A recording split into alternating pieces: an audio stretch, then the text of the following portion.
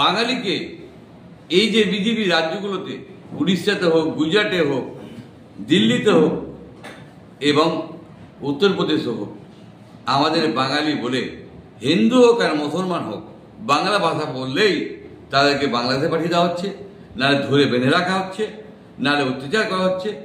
আমাদের বিধানসভার একজন পর্যায় শ্রমিককে অন্ধকার ঘরে বলে রেখেছিল এবং উনি আসছেন এবং মারধর করেছে এবং তাদেরকে অত্যাচার করছে। এর বিরুদ্ধে বিজেপি ভাইরা কেন মুখ খুলে না? তারা কি বাঙালি নয়? না আমরা বাংলা ইন্ডিয়ার বাইরে?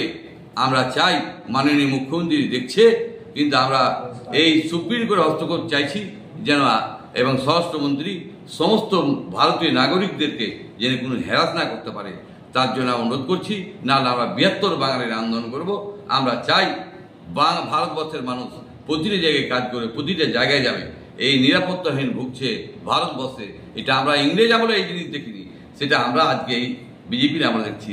তাই আমরা ধিক্কার জানাচ্ছি এবং বড় আন্দোলন। আপনার তৎপরতায় আমার তৎপরতা এসেছে, প্রশাসনকে আমরা বলেছি, প্রশাসন ভালো কাজ করছে। আমরা অনেককেই এনেছি এবং আমরা সেই সংখ্যা বলতে পারবো না, যখনই বলে তখনই বলে দিই। অ্যাকচুয়ালি বলতে পারবো না, যখনই বলি আমরা প্রশাসনকে বলে দিই। এবং আজকে একজন আসছে এবং কার উদ্যোগে ছাড়া পেল? কার উদ্যোগে ছাড়া পেল? দেখুন, উদ্যোগ প্রশাসন সবসময় নিচ্ছে, প্রশাসনের মাধ্যমে ছোঁয়াটাই ভালো এবং প্রশাসন হাতে তুলে দেবে বাড়িতে, এটাই সবচেয়ে ভালো হবে। কারণ দেখেন, আইনের একটা ব্যাপার আছে, সেগুলো তারা রেকর্ড করে রাখছে। সবগুলোই মানুষ আমরা একসাথে করে সুপ্রিম কোর্টে যাবে, মাননীয় মুখ্যমন্ত্রী নিশ্চিত থাকে।